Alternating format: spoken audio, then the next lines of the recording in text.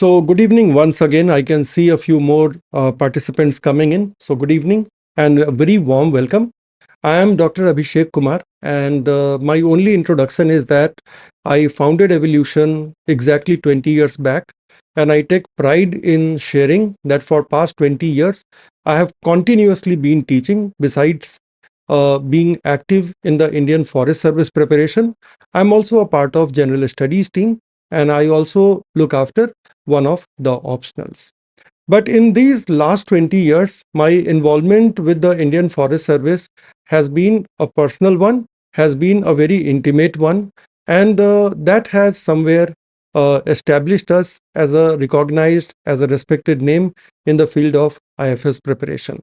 So that is about me. That is in nutshell about evolution. The session is not about telling about myself or about evolution. That you can always find out, or if you have any question that you can always ask. We are all gathered here because all of you have secured an interview call for the IFS examination 2023, and this is one of the first few webinars that we are rolling out. There are going to be more webinars in the days and weeks to come. अभी interview को काफी वक्त है, and we are going to make the best use of the time that you have got from now until your interview. So don't worry, this is just the first webinar, and therefore we are keeping the theme very narrow. As of now, you all, starting from 16th, the day before yesterday, until 22nd, you are going to fill up your DAF. And since this is the time to fill up the DAF, it is my duty to tell you how to fill up your DAF. If you have any query, you can always raise hand. I can take your question by audio. So from here, I can unmute you and you can ask your question to me. Besides, you are always most welcome to type in your question in the Q&A box, and that is also good enough to send me a question. There are a few things which you have to be a little careful about while filling up the DAF. There are certain basic principles that we have to observe, and there are certain tips that I'll be sharing from my experience, especially with respect to about your hobbies, and little bit of orientation will be there in today's session, what kind of questions you can expect from your DAF. But more on that, that is the theme, that is the principal theme of my second interactive session that is planned for the week after you are done with your DAF submission, so that I can guide you on what kind of question you will be expecting. And then we will be getting into the nature and nuances of the Forest Service interview. So these are a couple of things which we will be covering in the series of webinars. And of course, after that, I am having my course coming up. And this course also, I take pride in letting you know that this course I have been running continuously for the last 20 years. Until 2019, this course used to take place primarily in the offline mode, and it would be live streamed. But 2020, the pandemic year, forced us to take it live online. And since then, we have been running this course primarily in the live online mode, given the fact that there is a big gap between the declaration of the IFS written result and when the UPSC conducts the IFS interview. Because of that gap, whole lot of candidates who are based out of Delhi, they do not come to Delhi specifically for preparation. So if my course is running in live online mode, it reaches everyone. But I am open to conduct it offline also if there are at least some students who are willing to spend time with me in the offline mode. I am going to go back to my pre-2020 days, for example, where I'll be conducting the session offline, and it can be live streamed at the same time, but that is something we will decide later. Okay. So just a quick just a quick reminder that during the course of our discussion, any question that comes to your mind, please feel more than welcome to ask the question. There are going to be two ways to ask questions to me. First, you will be raising hand and I'll be unmuting you and you can ask your questions. Second, within the Q&A box, you can type in your question and you will be able to send your question to me. I will be including that in the discussion. And focus here, is on how to go about filling up of your DAF-II. So, starting the discussion, let me first tell you what is the purpose of making you fill DAF-II, why DAF-I is not enough. So, DAF-I that you have filled up before the main examination is a pretty detailed and it is a pretty technical kind of form that you have filled up. In total, there were 22 query fields, and many a query fields in DAF-I, they are aimed at providing the UPSC with the technical information which is related to the validity of your candidature, if you are a valid candidate or not. Second, if you are claiming age relaxation under any of the examination rules, are you a valid contender for that or not? If you are claiming reservation under any category, are you a valid contender for that or not? And then, of course, UPSC also needs to know a number of demographic, background related things about you. All of these will be captured enough in the DAF-I. So DAF-I is something which will be remaining in the UPSC records forever. Forever, because this is the information that you furnished with the UPSC to claim your valid candidature for a career in either civil service or the Indian Forest Service. Therefore, it is going to remain with the UPSC. The selected people's application form is then duly sent to the concerned ministry, and that is where it will be a part of your service record forever. Okay. So this is going to include a number of technical details which will be of less interest to someone who's taking your personality test. And mark the choice of my word, it is not interview, it is personality test. Interview is something that we more or less use for our convenience sake as a matter of habit, that it is UPSC Forest Service interview or it is UPSC Civil Service interview. But the UPSC amply calls it personality test. But of course, in any kind of oral examination where the panel is meeting you, the only way to make the conversation go is to ask you certain questions. When you answer those questions, from your answer, there can arise certain points on which they may like to ask a supplementary question or a fresh question, picking up a keyword from there. And if they do not find anything interesting or anything thought-provoking, they will be asking another question. That is their way to keep the formal conversation going on. Any one of you who's facing the UPSC interview for the first time, please bear in mind that it is going to be a cordial and respectful conversation where nobody tries to demean you at all. They have not even met you ever, let alone any thought of kind of demeaning you, putting you under pressure, or kind of cornering you. All of these things, if at all they used to happen, they might have been happening in the past. Okay. This year, 2023, a very nice movie came about, 12th Fail.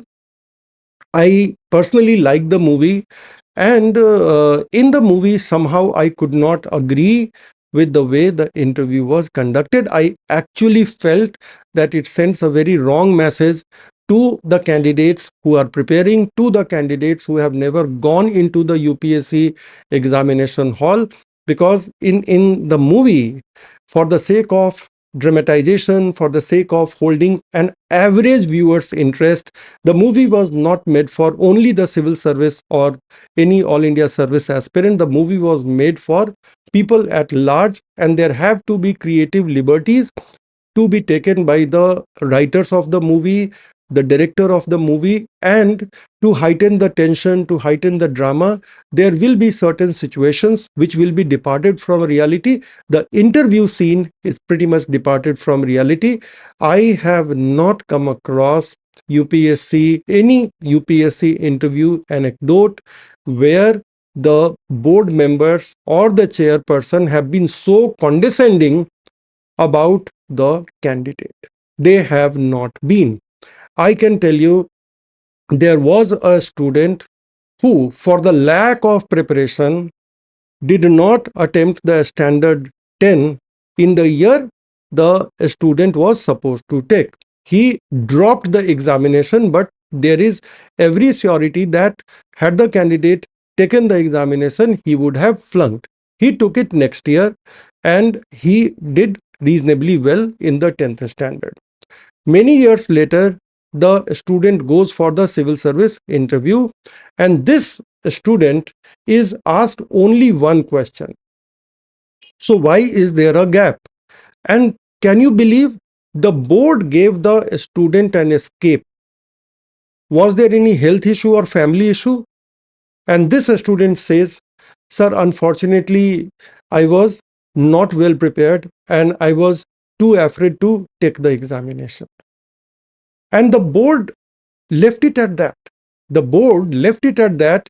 The board just asked that, "Were you not aware that it will cost you 1 year?" And this candidate, in all his honesty, answers, "Sir, perhaps I would have lost 1 year even if I would have attempted the examination." The board smiled. The board moved to the other set of questions without the board condescending, taking a condescending path to discourage the student. In your face, you are not going to be discouraged. So that is one part. This story is not supposed to have come in this discussion on how to fill up DAF-II, but because it is relevant, and half of the students taking the interview, be it civil service interview, be it the forest service interview, half of the students are invariably the first time interview taking people. So you need to know that real life interview portrayal and real life interview, they are two very different things. I will go deep into these themes जब हम लोग interview के nuances की बात करेंगे. I'll be happy to demystify n number of myths, because for last 20 years, not only have I been teaching, but I have been interacting very closely with every single candidate who has come to me for interview assistance. So I have been working very, very closely with them. And since I have been working very closely with them, it gives me the I become privy to their interview stories. And all those stories, because the stories are very easy to retain, so all those stories go into your head, and that helps me enrich my own experience and share these stories with you people, and after you, the next group of people, the next group of people. So I would like to demystify that bit very quickly. Now, coming back to our DAF thing. So DAF-I is primarily about getting a whole lot of technical details so that your validity as a candidate can be established, and all of these things will be a part of your service record forever. Now, DAF-II is primarily aimed at two things. First and foremost, DAF-II is aimed at creating an abridged version of your details, your profile, which can be of help, which can be of interest for someone who's taking your interview. So the panelists who are going to take your personality test, they can at a glance get access to all the remarkable things about your profile as a candidate. Second, DAF-II is also aimed at getting your cadre preference, because Forest Service is an all India service. Obviously, you are going to be assigned a particular cadre, and you have a say in going for what cadre do you prefer. You may get it, you may not get it. There are a whole lot of considerations there. For example, what is your rank? Then at your rank, is there any insider seat in general category, in reserve category? All of these things. What is the situation of outsider seat in reserve category, in general category? So getting it is not certain, even if sometimes your rank may be sufficiently high, but you can never be guaranteed of getting a particular cadre. Nonetheless, you will be having a say in letting the UPSC know, letting the cadre controlling authority know, DOPT, so to say, and Ministry of Environment, Forest and Climate Change, that what will be your cadre preference. Okay, and if you're at your rank and under your category, if there is a seat available in your cadre, you will be getting that. So cadre preference is one thing, and the second thing is, at a glance, the highlights of your profile as a candidate. So this is a brief affair. I mean, if we just go numerically, then in total you have got 22 query fields. In total, you have got 22 query fields in DAF-I. I don't want to go back to this, but आप अपने DAF-I की saved copy को देखिएगा. There are 22 query fields in that, whereas DAF-II is about only 10 query fields. I'm having DAF-II of a last year's candidate. I have redacted all the personal information, so it is blank DAF-II PDF. हमारे साथ वो पूरा का पूरा DAF-II share हुआ था, but it would be bad on my part if I show a candidate's DAF-II, although the candidate is selected and everything, but obviously it will still not be good on our part to disclose all the personal information. So I have redacted it, and we will take a look on DAF-II at a glance, and then item by item, what are the care that you have to take. Now I'll be sharing my screen, and my cam view will be getting smaller, but a screen will be now becoming prominent. Let me see. Now I think it is good enough if I can zoom it a bit so that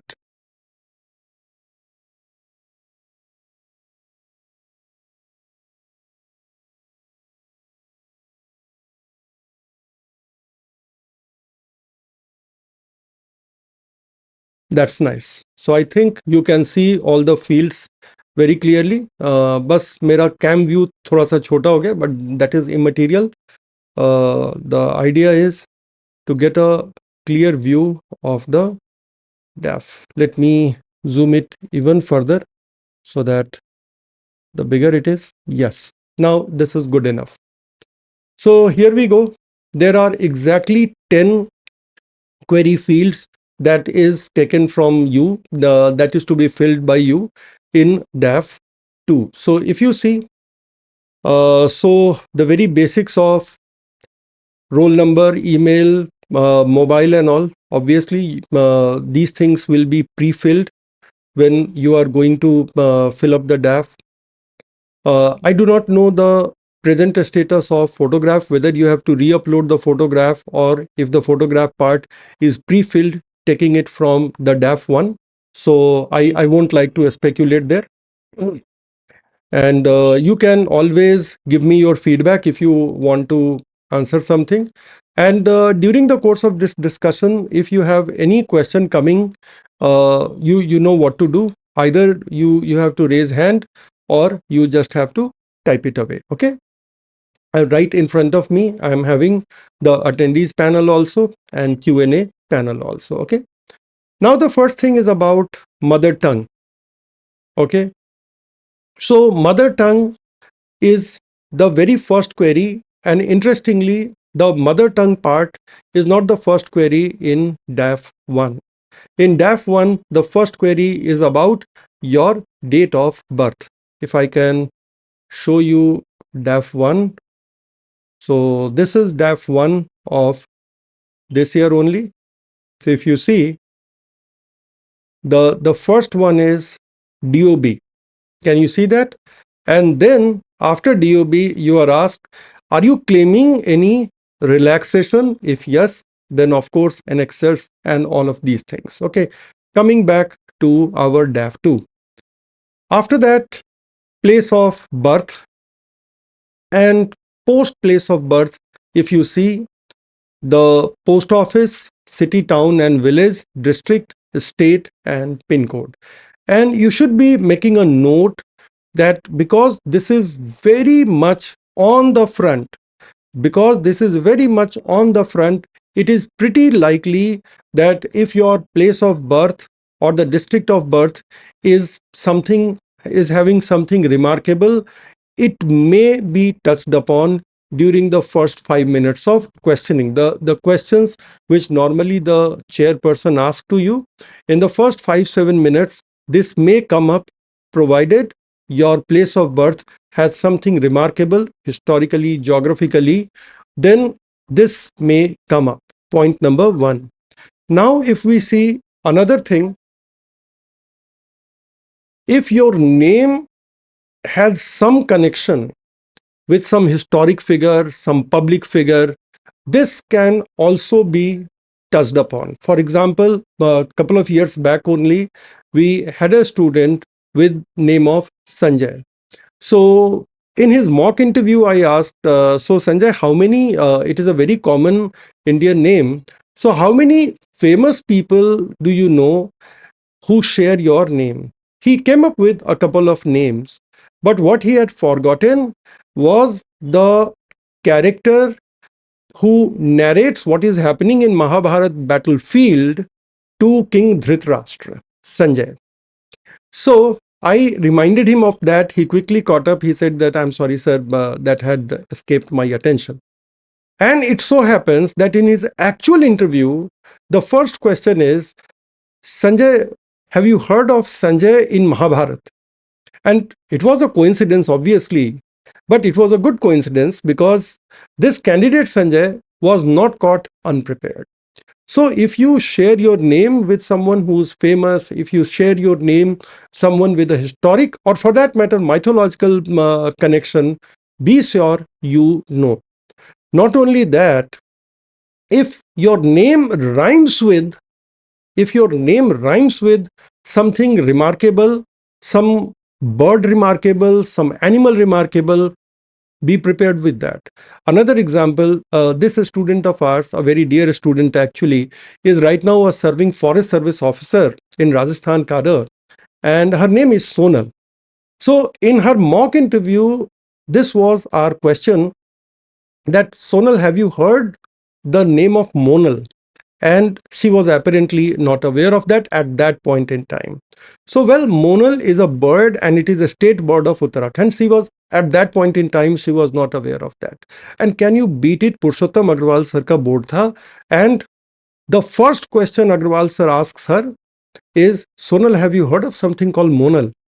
And again, a great coincidence. She was not caught unprepared. And mind it, these things have happened in different years. I'm not trying to say कि जो हम बोलते हैं, जो हम पूछते हैं, वो एकदम से एग्जाम में फंस जाता है. None of this. But I'm trying to say, as a candidate, you should not be taking anything for granted. As a candidate, it is your responsibility to go prepared. And because we are talking about DAF, so remember, not only your name, but sometimes the name can be very Sanskritized, or if you are from a non-Hindi belt of India, then it is also likely that your name may not immediately show its meaning to the people who are taking your interview. In that case, you may be asked to share what is the meaning of your name, what is the origin of your name, and explain it nicely. Don't explain it as if you are also in a hurry. Prepare, explain it nicely, not too long, obviously. These are certain balances that we have to create, but explain it nicely. Okay. So, name. Then we have spoken about place of birth. If you come from such a part of India where your mother tongue is not Hindi, in that case, you need to know the basics of literary legacy of your mother tongue. Say you come from Tamil Nadu and your mother tongue is Tamil. Be sure that you know about the history of Tamil literature, the great works in Tamil literature, the great poets, the great literators in Tamil literature. All of these things you need to equip yourself with. Okay. Then here we come, name of father, name of mother. So third column is about your parents, nationality of parents. For most of us, it is going to be Indian. Father's profession and mother's profession. So when you come to this part, father's profession and mother's profession, in that case, if they are working with Government of India or if they are working with the state government, then their profession can also be trigger for a question. And all of these questions based on your DAF are likely to come in the first 10 minutes of your interview. That is chairperson plus one more panel member. So these two people are going to stay quite a lot. I'm not saying entirely, but quite a lot on your DAF.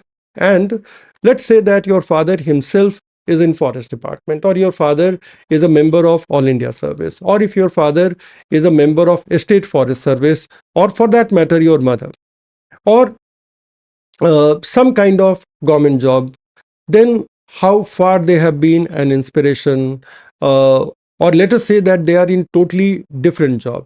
Say your father, mother have been in the field of education, so why you didn't consider going in that field? That could be one question. If they are in a corporate field, another question coming from that, and so on.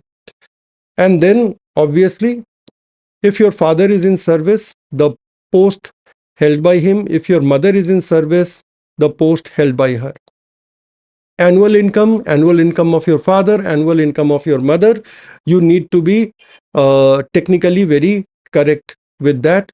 Estate to which your father originally belongs, district to which your father originally belongs, and same thing with your mother as well, and the father's present postal address.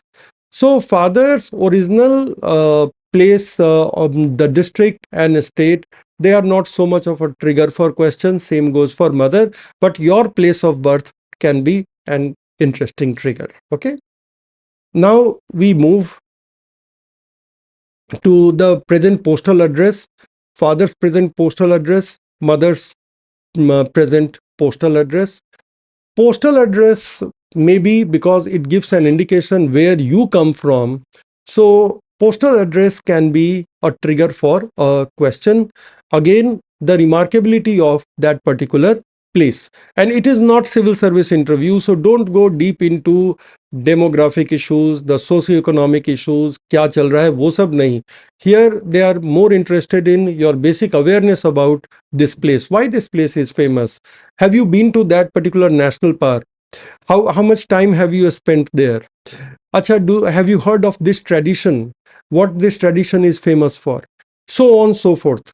Like there was a candidate who was from Tirupati area, and a good amount of question was about the famous Tirupati temple, and it went to the level of GI tag to Tirupati Laddu also. So you can understand that triggers their interest. And there is a reason behind asking these questions. And the reason for asking these questions is that are you contextually aware or not?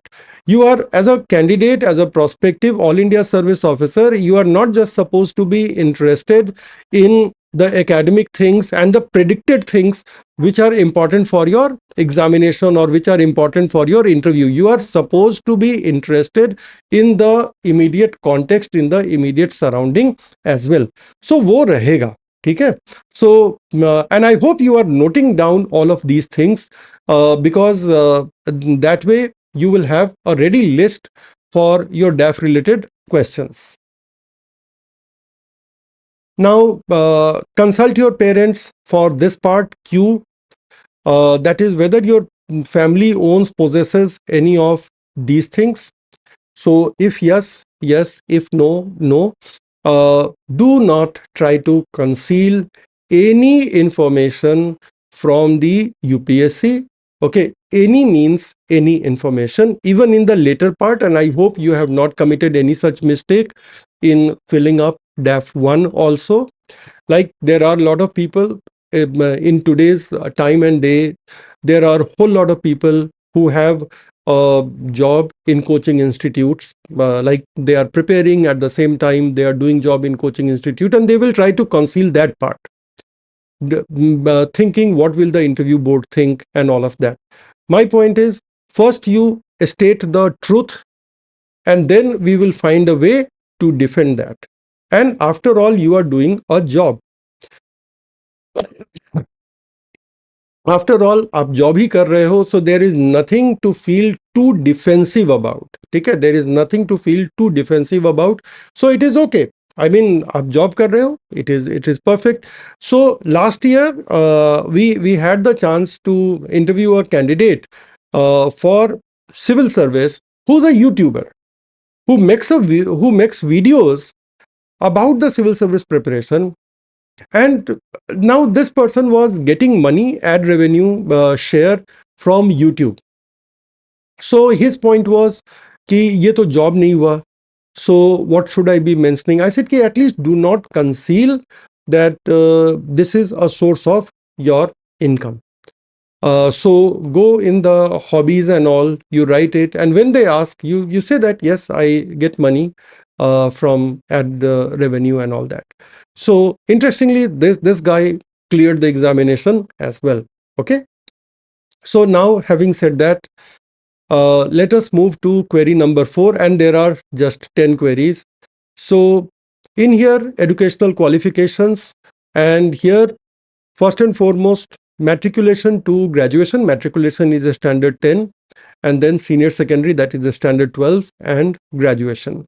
So this is same as your DAF-I, but because this will be available with every single interviewer in your board, so they want you to fill this out all over again. Okay. So be clear about it. And then higher educational qualification, commencing with post-graduation or equivalent examination. Now, here there is a certain dilemma in the mind. Should we be putting the postgraduate diplomas, like the diplomas which are of 1 year duration, and after completing a certain examination, you do not get a postgraduate degree, but rather you get a postgraduate diploma? And the answer to that question is yes, you need to put postgraduate diploma as well, so long as a program that you have pursued that is being offered by a recognized university and that results into a recognized diploma, you are free to put that. Okay. Yes, if you are pursuing it from a private or from an international organization, maybe in distance mode and all, and from their side they might be giving you diploma, from their side they might be giving you certificate, but because it is not recognized by any of the statutory bodies which are entrusted with recognizing such diplomas and certificate, so that you cannot be mentioning. But if it is coming from a university within India or any university that is otherwise recognized, then feel free to mention that if this diploma came about after your graduation. So technically anything that comes after your graduation is post-graduation, and then obviously there is going to be a space, मतलब लिखा तो नहीं हुआ है, but there is a space for certificates also. This query number 4 and 5. This query number 4 and 5, that is another area for asking question. And I would say a rather rich area for asking questions here. Okay. Now, if you see, first and foremost, they are not going to ask much about your 10th, much about your 12th, until there is a dramatic change in your score. Let us say that you scored averagely in your 10th standard and then you score very high in 12th standard, or vice versa. That may attract anybody's attention, and that may be a question to you. But most often that gets ignored. But yes, if your school or college has been very much famous, having a historic legacy and all of that, yes, you may still be asked question on that, but that will be more from your school and less from your 10th and 12th. Reason is 10th and 12th में आप कुछ भी ऐसा नहीं करते हो which is a differentiator. आपकी stream 12th में साइंस हो सकती है, बट दैट इज ऑल. वो तो साइंस में आप या तो बायो पढ़ोगे या मैथ्स पढ़ोगे, और फिजिक्स केमिस्ट्री तो सबने पढ़नी है, तो वहाँ पे कोई खास डिफरेंशिएटर नहीं होता है. लेकिन जैसे ही आप ग्रेजुएशन में आते हो, and my assumption is all of you are engineers. Anyone non-engineer here in this audience today? Anyone who's a non-engineer? Raise hand. I just want to see. Okay. Good to see non-engineers also. So I can see 2-3 people. So good to see non-engineers. But whatever your stream is, okay, whatever your stream is, that is the area for asking interesting question. And now let us get into what kind of question that could be asked from these areas. Let us start with कि आप civil engineer हो, right? So most of us start thinking कि civil engineering कहाँ तक पढ़नी है. Let us say you are from biotechnology background, so you will start thinking biotechnology हमें कितनी आनी चाहिए, क्या हमें ग्रेजुएशन की बुक पढ़नी है? My answer is no. There is no need going back to your graduation books. That is something you have done in 4 years. And are you expecting to revise all of them in maybe 2 months' time? Although abhi to you have got more than 2 months' time before the first one of you get into the gates of the UPSC for your interview, फिर भी it is a futile, low return activity. Please do not do that. आपको graduation की कोई भी चीज revise नहीं करनी, right? You just need to know those things which a general person can be interested in the stream that you have studied.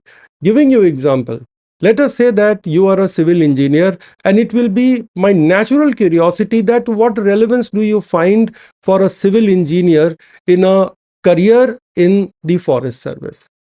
आप बता सकते हो कि these are the aspects in forest service where having a knowledge of civil engineering will give me a first hand knowledge of the activities which are being taken.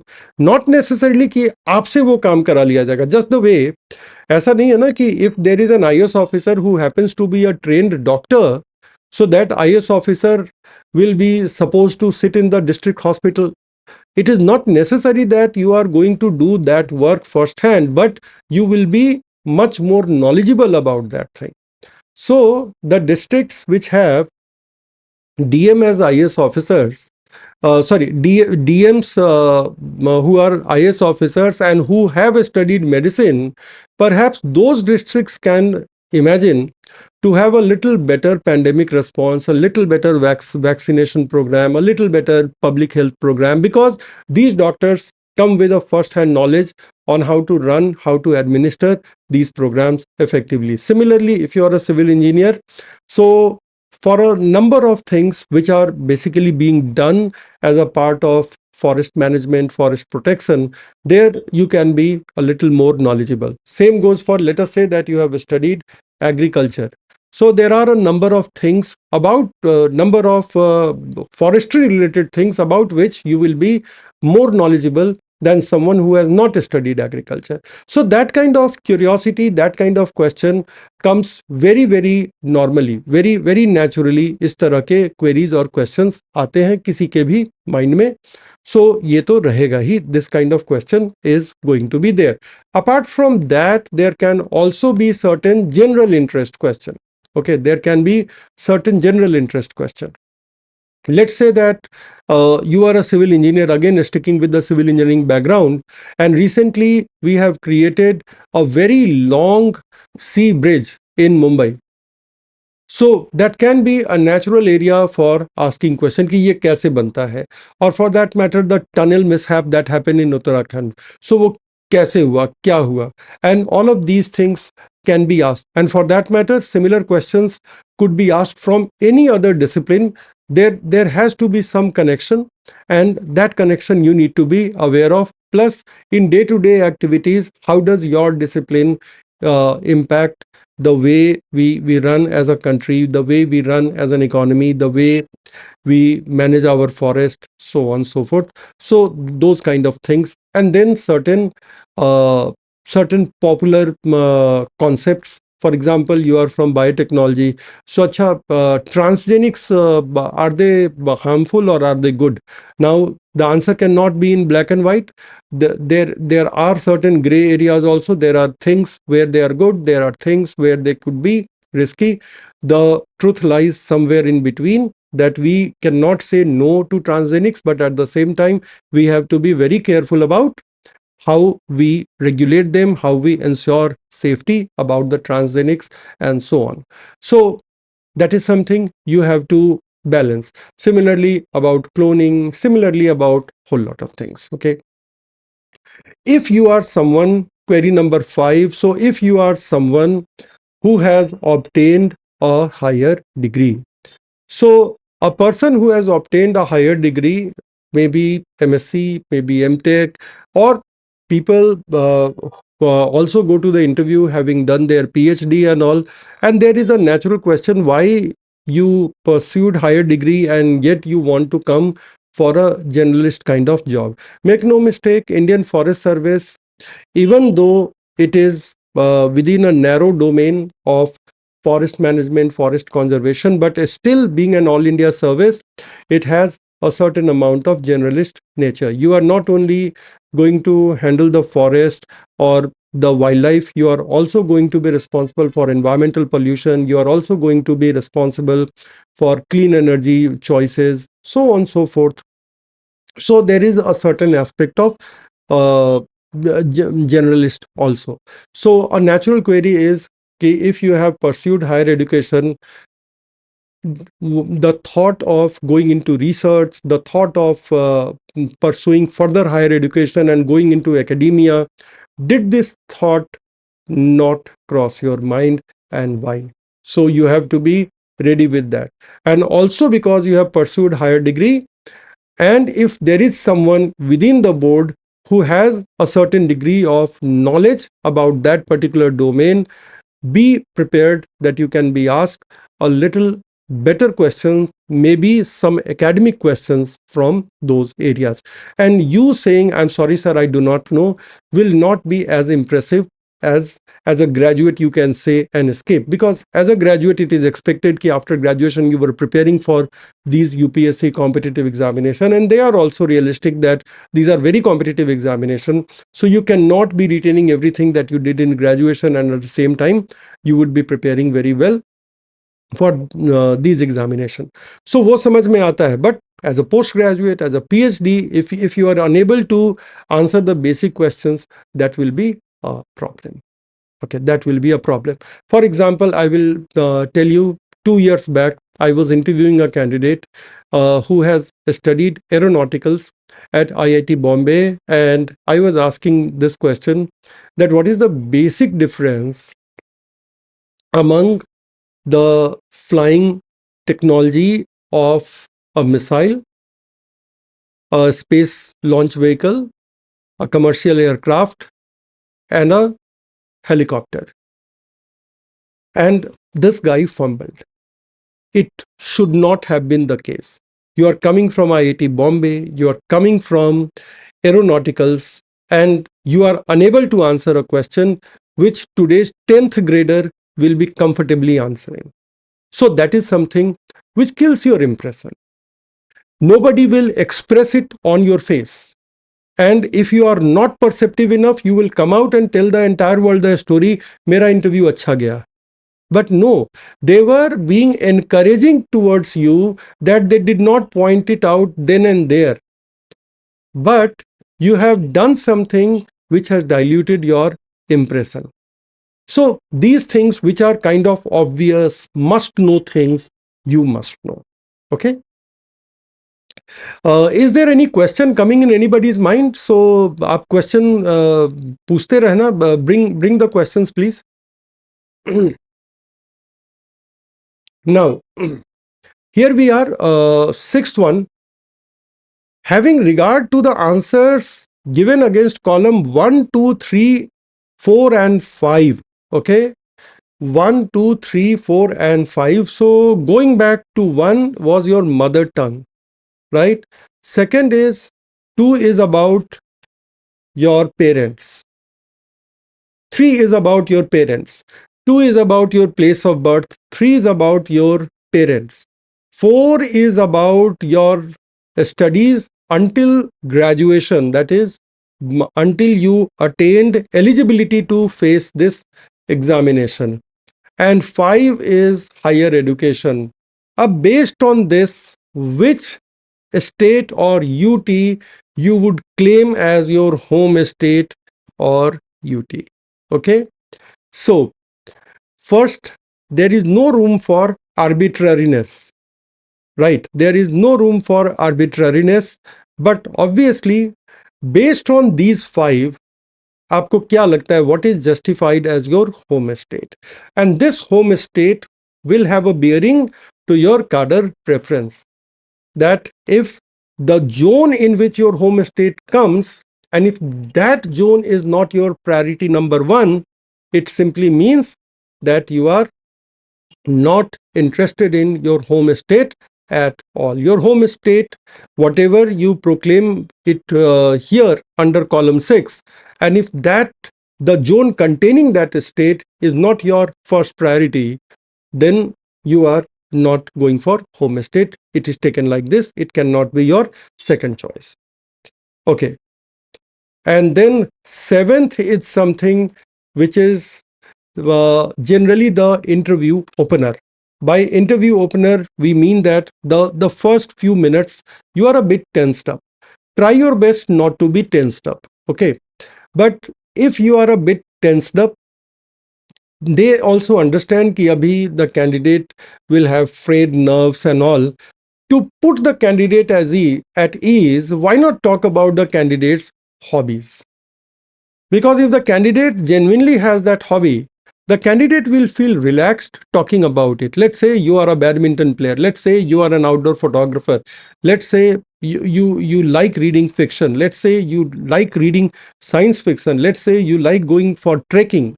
You like doing meditation, anything.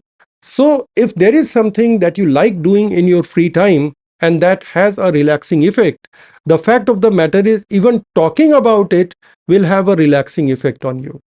And the idea is to put you at ease in the first 1 or 2 minutes. So generally what happens that this part 7D is where most of the interviews are opened, especially relevant for those people for whom this is the first interview. Okay. So, Sumit, I have noted your question. I'll answer your question in a bit. Okay. So now, other extracurricular activities and interests, such as hobbies, etc. So the best part is that here you are not only supposed to tell about your hobbies. Okay. Even if you are someone who was neck deep into preparation and now you didn't get time to cultivate any hobby at a serious level, which makes you confident that, okay, I can mention this as my hobby. Despite that, is there something which you have been doing in your free time? क्या आप अपने आसपास के बच्चों को पढ़ा रहे थे? क्या अपने जूनियर्स को ही पढ़ा रहे थे? क्या कहीं कोई पार्ट टाइम क्लास वगैरह ले रहे थे बगैर money coming into the picture? Because when money comes into the picture, then obviously it is something which is which becomes a profession. But अगर आप अपने इंटरेस्ट से पढ़ा रहे थे या मान लो किसी चीज में इंटरेस्ट ले रहे हो, ठीक है, इंटरेस्ट लेने का मतलब क्या है कि you are interested in international relations, क्या हो रहा है वो आप उस पर नजरें बनाए हुए हो कि इजराइल और हमास के बीच में क्या चल रहा है, अभी पाकिस्तान और ईरान के बीच में पिछले 1-2 दिनों में क्या हुआ है. सो अगर उन चीज़ों पर आपकी नज़र बनी हुई है, so that is your interest. International relation cannot be hobby. It cannot be that you will fly to Tehran and negotiate between Pakistan and Iran. है ना, वो तो आप करने नहीं जा रहे. So it is not your hobby. Hobby is like that you actively pursue, and interest is something that you actively follow. So following soccer leagues is an interest. It cannot be your hobby. Hobby is like gardening. Hobby is like meditation भी hobby तो है नहीं, ऐसा नहीं है कि whenever you get time you will do meditation, but obviously it can be your interest. You are interested in meditation, you do it, you like reading about it and all of that. But then hobby can be singing, hobby can be dancing, hobby can be traveling, hobby can be photography, hobby can be creating something, painting or cooking. All of these qualify as hobbies. Okay. And by the way, internet surfing, watching YouTube, watching web series, they don't qualify much as hobby until you follow a particular type of genre. So if you follow a particular genre of videos, podcast and all, then it can be hobby. बस ऐसे ही scroll करते जा रहे हैं, that does not qualify as hobby. It may even be seen as a borderline addiction. So थोड़ा सा उन चीज़ों को लेकर के केयरफुल होना चाहिए. But You can write 3-4 things. You will find enough number of people कि नहीं ज़्यादा मत रखना, लोग आपसे सवाल पूछ लेंगे.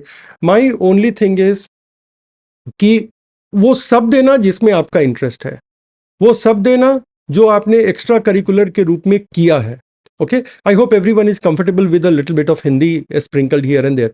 सो वो सब लिखना जिसमें आपका इंटरेस्ट है, वो सब लिखना जो आप एज एक्स्ट्रा करिकुलर आपने किया है या जिसमें आप एक्टिव रहे हो, और जो आपकी लेजिट ट्रू हॉबी है.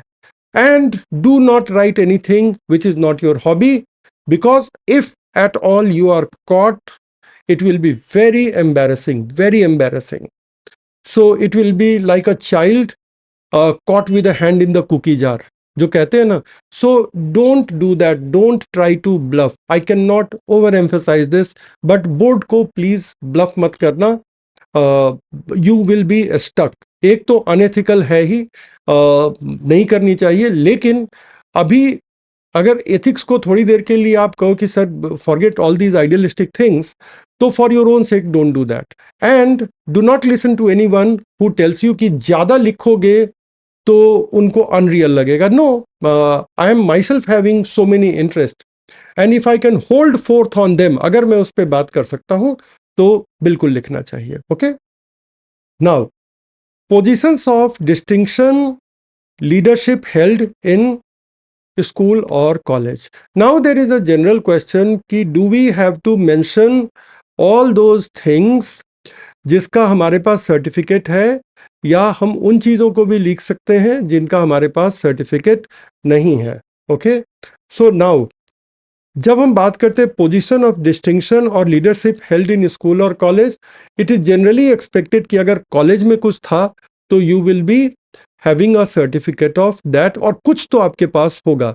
अगर स्कूल में, खासतौर पे जूनियर स्कूल में है, it is totally all right, they don't go after this. Sports NCC में अगर पार्टिसिपेट किया है तो डू मेंशन एनसीसी में किस लेवल की सर्टिफिकेट ली है आपने, वो मेंशन करिए आप. और देन एनसीसी के साथ एटसेट्रा भी है. That will actually mean NSS, that will also mean scouts and guides. So ये सब भी किया है तो वो भी आप मेंशन कर सकते हो. और वॉलंटियरिंग करी है तो वॉलंटियरिंग भी आप लिख सकते हो. Last but not the least, here 7A, prizes, medals and scholarship. By their very nature in सब का रिकॉर्ड होता है. If you are adjudged as someone who has written the best essay in your school, उसकी भी एक certificate मिलती है, तो वो आपके पास होना चाहिए. So if you do not have evidence for a prize, medal और scholarship, it is best to forget it. Position of leadership वगैरह में स्कूल के दिनों का अगर नहीं भी है तो चलेगा, लेकिन प्राइज ऐसा कैसे हो सकता है कि प्राइज मिला और उसका कोई रिकॉर्ड ना हो, या मेडल ऐसा कैसे हो सकता है कि मेडल मिला हो और उसका रिकॉर्ड ना हो. So that is about column 7. Column 7D, please fill very honestly and fill all those about which you are confident. Now column 8 is about your cadres. So here we are. So first thing first, I don't think there should be any reason not to consider your home state as the very first choice. There should not be any reason. But if there is a reason, there is no problem in that also. I know people who have actually gone and opted for a zone in which their home state does not fall as the zone of their first choice. Okay, so वो होता है, but that is all right. ठीक है. अब यहाँ पे देखो, जैसे है ना, note 1, for allocation of home cadre against an insider vacancy, a candidate is mandatorily required to click yes, otherwise he or she shall not be considered for home cadre at all if she has opted no. ठीक है ना, तो वो तो है ही. Now there are certain states where you have got a great opportunity to work in the field of forestry. Couple of those states, and this does not come as a criticism of any cadre, but couple of those states where you will have ample opportunity to work. And of course you have to also consider the language that you are familiar with, the local culture that you are familiar with, the distance from your home state, if these factors matter to you, okay, if these factors matter to you, so obviously आप वो सब भी consider करोगे, but I am going for purely the states where you have ample opportunity as a forest service officer to work, okay. So these states, let us say, let me start from here. In Zone 1, the state of Himachal Pradesh has great scope. Service conditions and all are great in Rajasthan, and Uttarakhand again great scope. So in Zone 1, Himachal, Rajasthan and Uttarakhand are known to be good cadres. This is just a shared experience uh, from my students who are serving in the IFS, and now I'm transmitting. Not that I'm criticizing Punjab or Agmat or Haryana.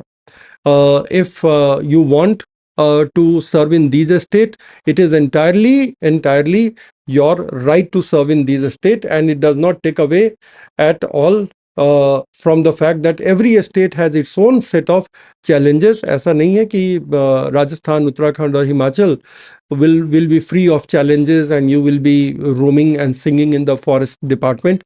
ऐसा तो होने नहीं जा रहा, right? So every state comes with its own opportunities, its own challenges, and if you are keen to serve in a particular state, by all means go and serve in that state. You will not regret. It is such a fantastic service.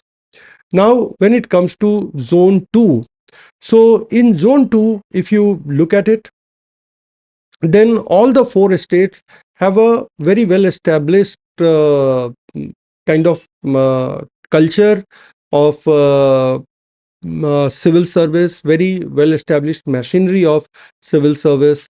And so far as forest coverage is concerned and all, so Jharkhand and Odisha, they have got nice forest coverage.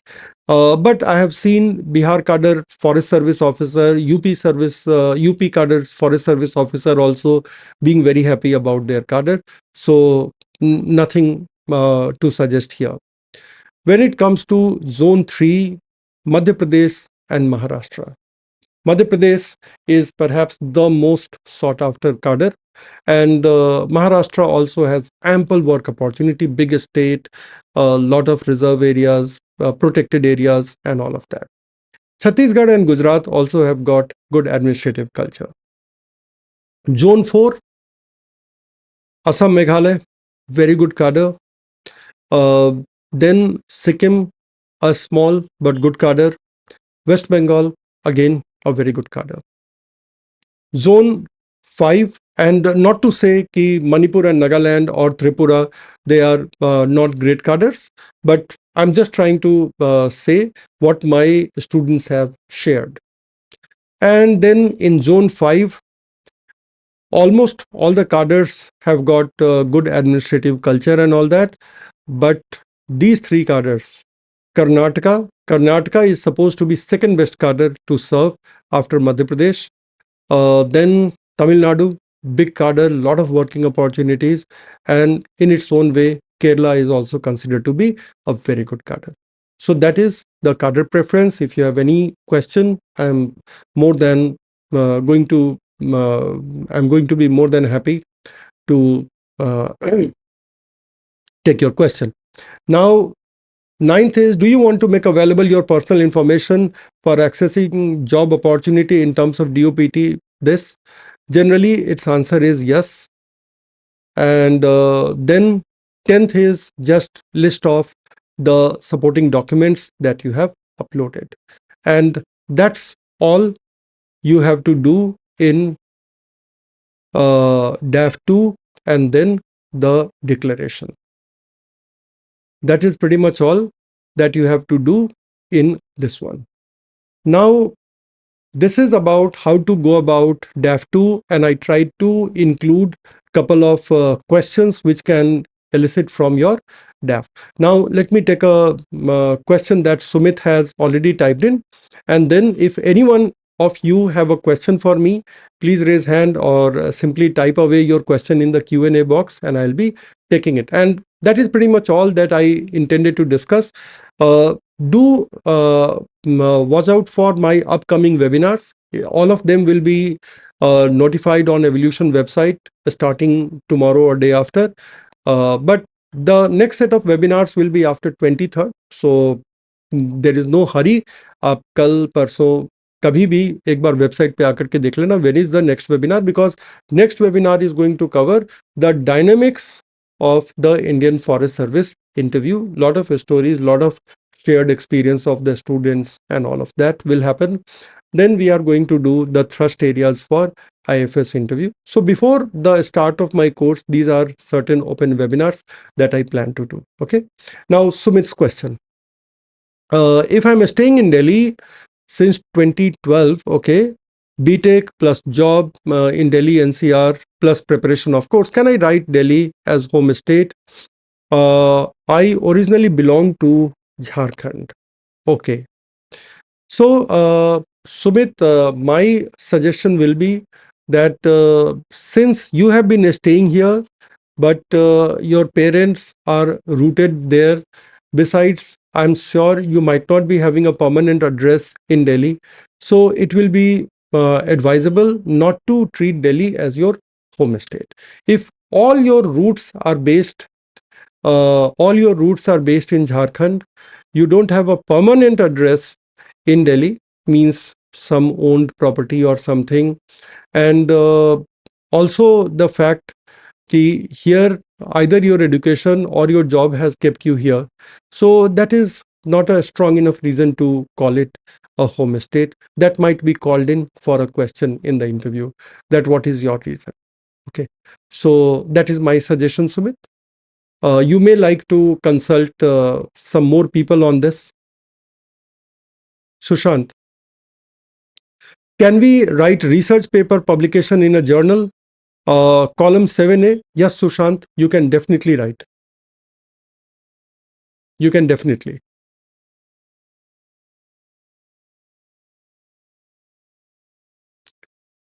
Okay, Sumit is saying, sir, insider vacancy is very less compared to outsider. That is why I asked. Sumit, I understand those constraints, but I would say right now, let us focus on clearing the examination, and then we can come to the vacancy part also.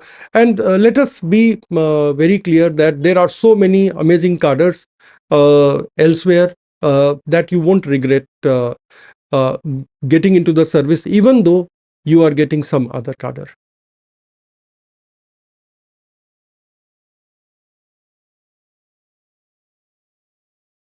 Any other query from anyone?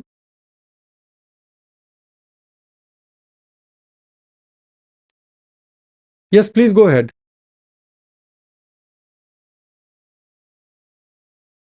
Hello, sir. Yes, sir. What is your full name? Kunal, sir. Kunal. Okay. ठीक है. Yes, Kunal. Please go ahead. You have just mentioned KP, so I thought, what should I call you? Kunal, please बोलिए. Sir, that one बच्चे जो मैं इस mention की थी, हाँ जी. लेकिन अभी मुझे थोड़ा चेंज करना है उसमें स्पेसिफिकेशन देना है। By all means आप कर सकते हो, of course कर सकते हो. The good that you asked this question, ये मैं बताना भूल गया था. Yes, your hobbies, extracurriculars can be amended. So good question. That helps others also. Welcome.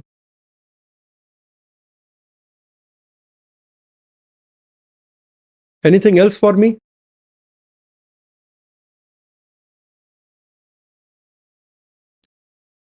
Okay, it seems there is no question. So no worries. We are pretty much done with today's session, and I won't like to waste your time. So I will get prepared with a few more webinars, and I'll make sure that you get more than your worth of time in each interaction that you have with me.